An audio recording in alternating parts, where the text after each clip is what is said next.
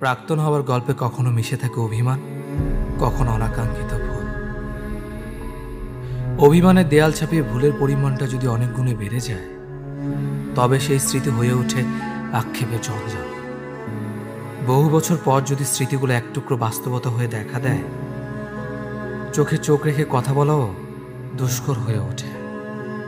নিঃশব্দ চোখের জলটাও ভাষা হারায় প্রিয় মানুষটির কাছে।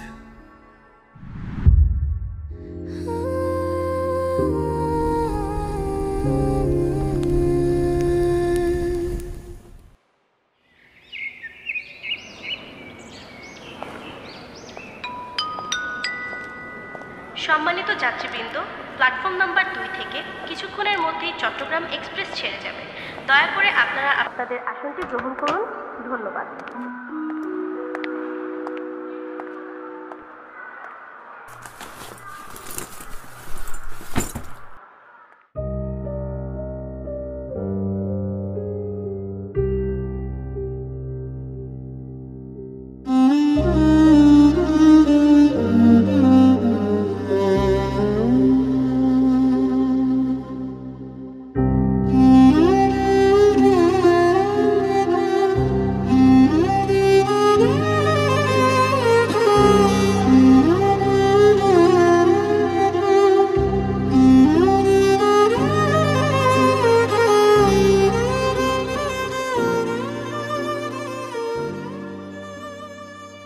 কিছু জিনিস আমরা না চাইতে অনাকাঙ্ক্ষিতভাবে আমাদের সামনে চলে আসে।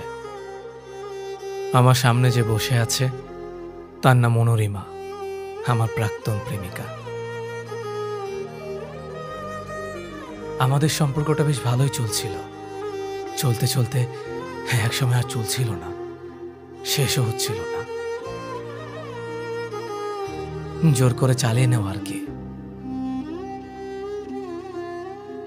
যদিও ভালোবাসা এবং যত্নের কারোই কোনো অভিযোগ কিংবা অবহেলা ছিল না, তবুও সবচেয়ে বড় সমস্যা ছিল রেস্ট্রিকশন। তুমি কি আমার কথা বোঝো না? তোমাকে না বলছি তোমার বেস্ট ফ্রেন্ড আমার সহ্য হয় না। তোমার তো ছেলে ফ্রেন্ড কেন? কই আমার তো কোনো মেয়ে বন্ধু নাই। তুমি জানো না তোমাকে আমি অন্য কারোর সাথে থাকলে সহ্য করতে পারি না?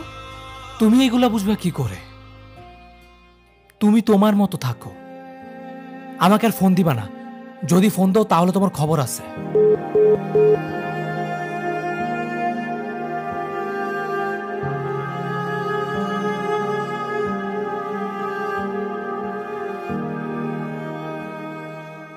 সম্পর্কের শুরুতে যেসব ইনম্যাচুর অ্যাটিটিউডের ভেতর ফ্যান্টাসি কাজ করে, সম্পর্কের শেষের দিকে সেসবই অসহ্য লাগতে শুরু করে।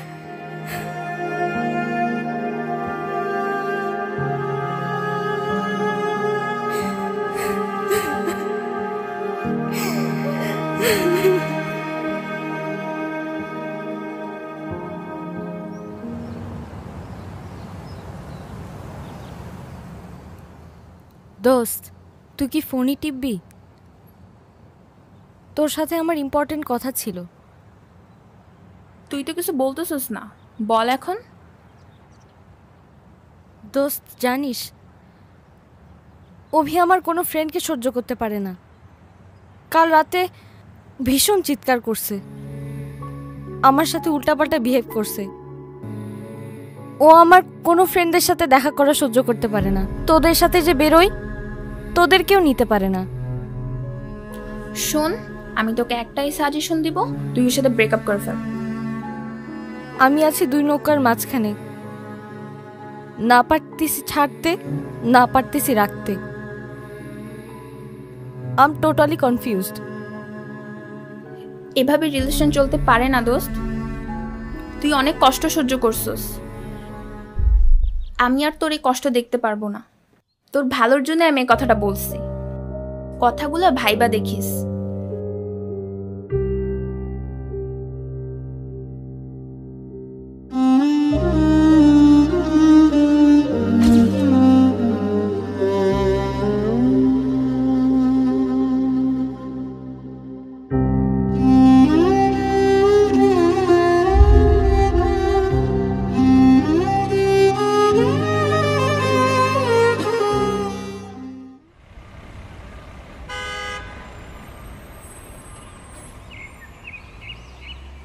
সম্পর্কটা বোধহয় এভাবে আর বেশি দূর টিকিয়ে নিয়ে যাওয়া সম্ভব না।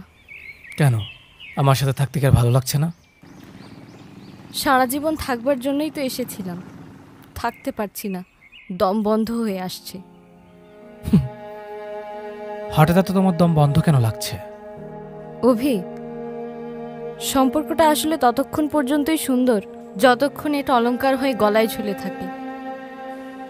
অলংকার যখন শেকল হয়ে যায় তখন গলা আটকে আসে, শ্বাস নেওয়া যায় না। প্রতিনিয়ত এত রেস্ট্রিকশন নিয়ে আসলে সারা জীবন একসাথে থাকা যায় না। দুজন মানুষ যদি দুজনের চোখের আড়ালেও একজন অন্যজনের প্রতি লয়াল না হয় তাহলে সেই সম্পর্ক বেশি দূর টেনে নিয়ে যাওয়া সম্ভব না। দম বন্ধ তো আমারও লাগে। রোজ রোজ একই কথা বলছি, খাইছি কিনা, ঘুমাইছি কিনা, ভালোবাসা ভালোবাসা, একই পাগলের মতো প্রলাপ। আমি এরকম জীবন চাই না। আমার স্বাধীনতা প্রয়োজন।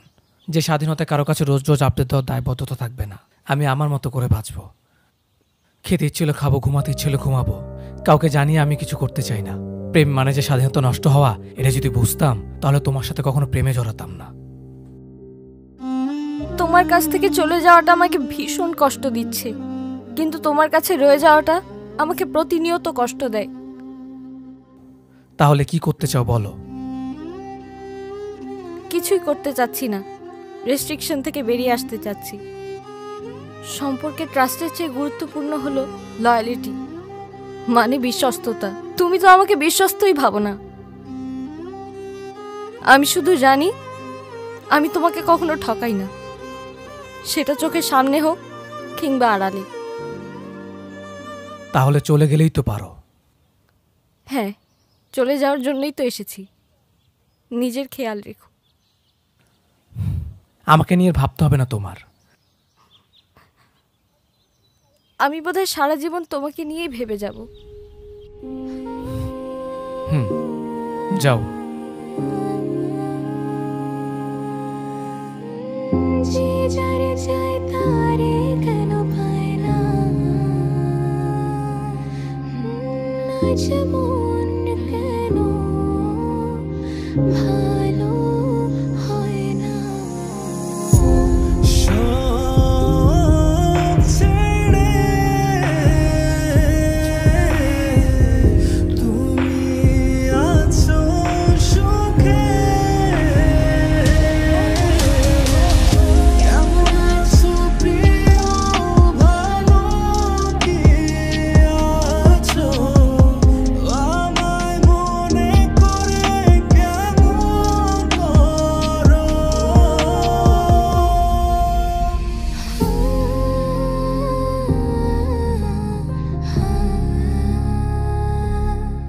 চলে যাওয়ার সময় কাছের মানুষের চোখের দিকে তাকানো যায় না।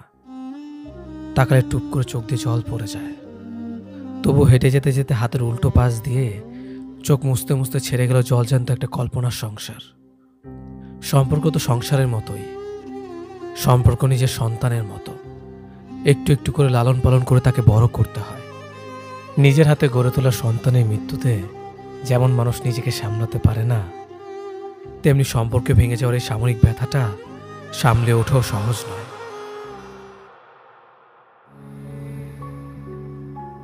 সম্পর্কটা শেষবারের মতো শেষ হলো। আমি নিজের মতো করে স্বাধীনতা উপভোগ করতে শুরু করলাম।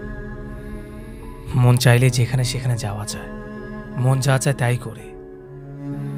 রাত করে ঘরে ফেরা যায়, কোথাও কোনো রেস্ট্রিকশন নেই। কাউকে সারাদিনের কাজের বিস্তারিত জানানোর দায়বদ্ধতা নেই।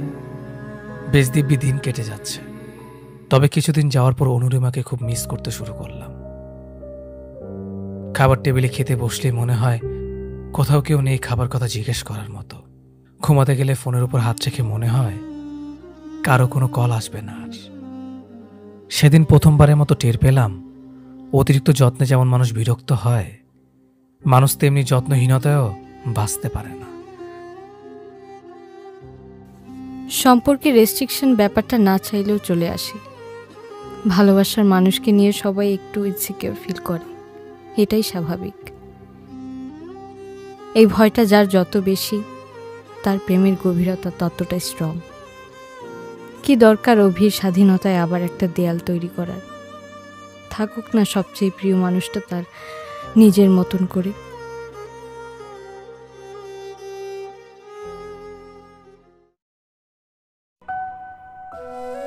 অনুরিমা তো রেস্ট্রিকশনগুলো নিতে পারছে না, তার তো দম বন্ধ হয়ে আসছে সম্পর্কে।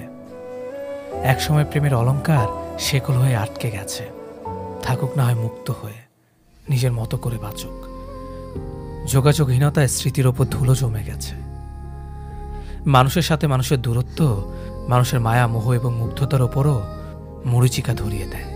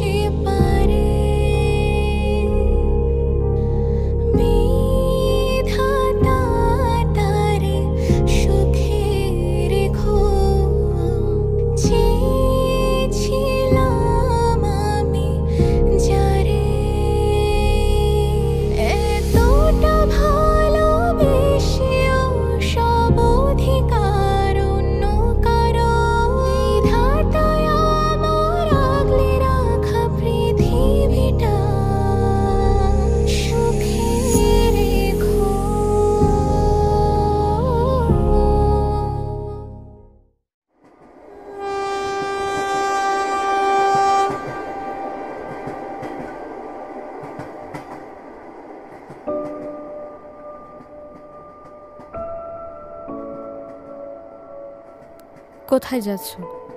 বিজনেস ট্যুরে চট্টগ্রাম। তুমি? ট্রেন তো সেখানেই যাচ্ছে, ফ্যামিলি ট্যুর। শাহেদার রূপরেখা চট্টগ্রামেই আছে। আমি অফিসিয়াল কাজে একদিন লেট করে ফেলেছি। বিয়েটা কবে করলে? 4 বছর হলো। আমার কথা বাদ দাও, তোমার ফ্যামিলির কথা বলো। সমুদ্র আমার ছেলে, 2 বছর বয়স। আর শ্রাবণী আপাতত হাউস ওয়াইফ হিসেবে আছে, জব টপ কিছু করছে না। সংসার জীবন কেমন কাটছে? স্বাধীনতা ব্যাপারটা আছে এখনো? মানুষের জীবনে স্বাধীনতা বলতে কিছু থাকে না, এটা পরাধীনতাও নয়, এটাকে আসলে যত্ন বলা যায়। একটু যত্নকে পরাধীনতা ভাবলে সম্পর্কটাকে বেশি দূর টেনে নেওয়া যায় না। এতদিন পর বুঝতে পেরেছো? হ্যাঁ, খুবই। তোমার সংসার কেমন চলছে? বেশ। আমাদের স্মৃতি কখনো দেয়াল তুলে দেয় না? না, সংসারটাকে ভালো না বাসলে মানুষ আসলে কারাগারে থাকা আসামির মতো জীবন কাটাবে। সংসারটাকে ভালোবাসতে হয়। ভালোবাসার পরে আবার নতুন করে ভালোবাসা যায় কাউকে? যায় তো, আমি তো বাসছি। মানুষ মূলত অভ্যাসকে ভালোবাসে, সংসারকে ভালোবাসে। একই সঙ্গে পাশাপাশি বালিশে ঘুমাতে ঘুমাতে, পাশের চেয়ারে বসে খাবার খেতে খেতে সারাদিন একই মানুষকে দেখতে দেখতে অভ্যস্ত হয়ে যায়। এই অভ্যাস থেকে মানুষের মায়া বাড়ে। আর পৃথিবীর সমস্ত মায়াই একটা মানুষকে আটকে রাখার জন্য যথেষ্ট। আমি যতটা মানুষটাকে ভালোবাসি তার থেকে বেশি ভালোবাসি আমার ঘরের দেয়াল, আমার রূপরেখার মুখ, ঘরের আসবাবপত্র, ঘরের বারান্দা, বারান্দায় লাগানো গোলাপ গাছকে। মানুষ শুধু একটা মানুষকে ভালোবেসে সংসার করতে পারে না, সংসার করতে হয় সমস্ত কিছুকে ভালোবেসে। খুবই ম্যাচুর হয়ে গেছো। হয়ে যেতে হয়। সময় মানুষকে পুরাতন স্মৃতির ট্রমা থেকে একটা সময় বের করেই আনে, নতুন করে বাঁচতে শেখায়। সংসারে পুরাতন কিছুকে জায়গা করে দিলে সেখানে নতুন জীবন শুরু করা যায় না। এখন আর সেখানে রেস্ট্রিকশন নেই? আছে তো। সম্পর্কে রেস্ট্রিকশনটা মূলত বিপরীত মানুষের ইনসিকিউরিটির বহিঃপ্রকাশ। এতটুকু হারানোর ভয় না থাকলে ভালোবাসা প্রশ্নের মুখে দাঁড়িয়ে যায়। সংসারটা আসলে অ্যাডজাস্টমেন্ট আর অ্যাপ্রিসিয়েশনে হয়। একটা মানুষের সাথে রয়ে যাওয়া সহজ না একদমই। এটা সহজ হয় যখন এটাতে অ্যাডজাস্টমেন্ট আর অ্যাপ্রিসিয়েশন করার মন মানসিকতা দুজনের মধ্যে তৈরি হয়। ভালোবাসো শাহেদকে? সংসারটাকে ভালোবাসি। শাহেদ আমার সংসারের বাইরের কেউ তো না। বেশিরভাগ মানুষের জীবনেই পুরাতন একটা আবেগের জায়গা থাকে, কাউকে প্রবলভাবে ভালোবাসার গল্প থাকে। তারা সবাই একটা সময় নিজের সংসারটাকে ভালোবেসে ফেলতে হয়। দুঃখ কষ্ট গিলে ফেলতে না পারলে সংসার করা যায় না। তা শ্রাবণীর কথা বলো, খুব লক্ষ্মী না মেয়েটা? হ্যাঁ, খুব আদরের। যত্ন করে সংসারটাকে ধরে রেখেছে। ঘর গোছাচ্ছে, রান্না করছে, খাবার টেবিলে আমার জন্য খাবার নিয়ে বসে থাকে। খুব ভালোবাসে না তোমাকে? বোধহয় সংসারটাকে ভালোবাসে। আমার বিয়ের দিন মনে হচ্ছিল তুমি আসবে। তোমার শুনতে হয়তো আজব লাগবে, যখন আমি বউ সেজে বসেছিলাম আমার মনে হচ্ছিল তুমি আশেপাশেই আছো।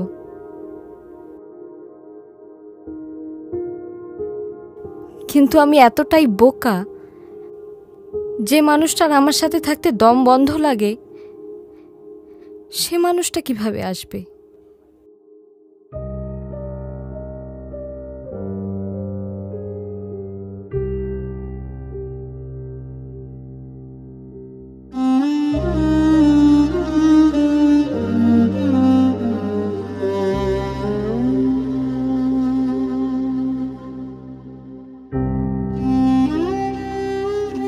আমরা নিজের ভালোবাসার মানুষটাকে পাওয়ার জন্য সব কিছু করতে পারি। যে মানুষটাকে পেতে আমার এত কষ্ট হয়েছিল, সে মানুষটাকে হারানোর জন্য ছোট্ট একটি কারণই যথেষ্ট ছিল।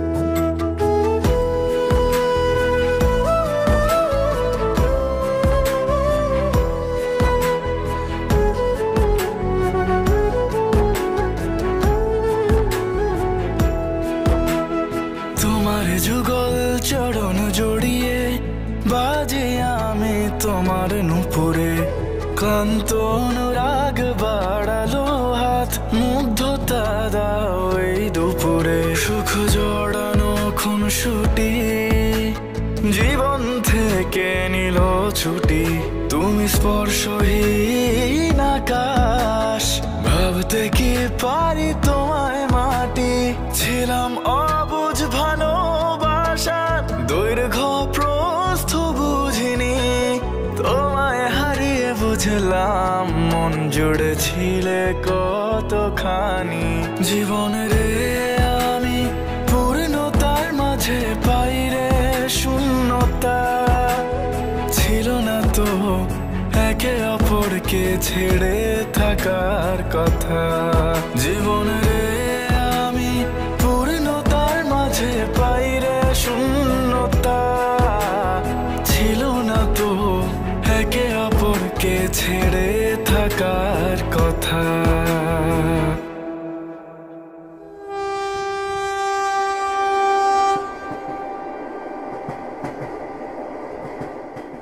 তোমাকে শাড়িতে অনেক সুন্দর লাগছে। শাহেদের শাড়ি খুব পছন্দ।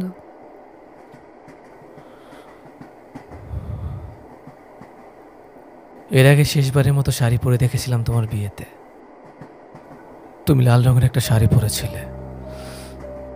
তুমি যেটা অনুভব করেছিলাম তোমার বিয়েতে এসেছিলাম, আমি সেখানে একটা ভিড়ের মধ্যে দাঁড়িয়েছিলাম।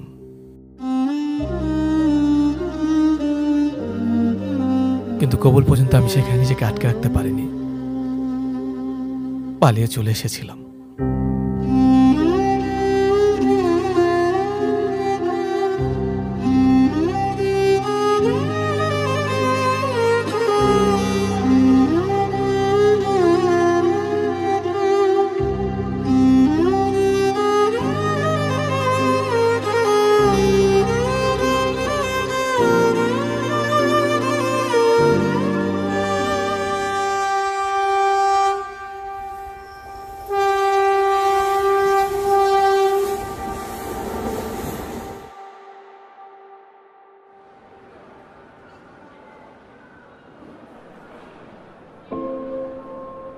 আজ আসি। আটকানোর ক্ষমতা তো আমার নেই। আবার হয়তো কখনো দেখা হয়ে যাবে এই গোলকধাতার পৃথিবীর কোনো এক অচেনা গলিতে। ভালো থেকো,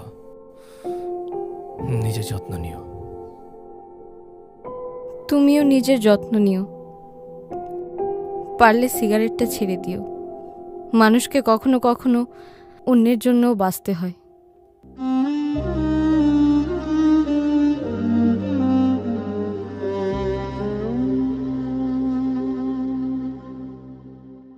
সম্পর্কটা ভেঙে গেছে দুজনের, কিন্তু ভালোবাসাটা রয়ে গেছে এখনো। আমার এই জন্মে আমি তোমাকে পেলাম না আমার করে। যদি কখনো তোমাকে চাইবার সুযোগ আসে, আমি আমার সৃষ্টিকর্তার কাছে তোমাকেই চাইব।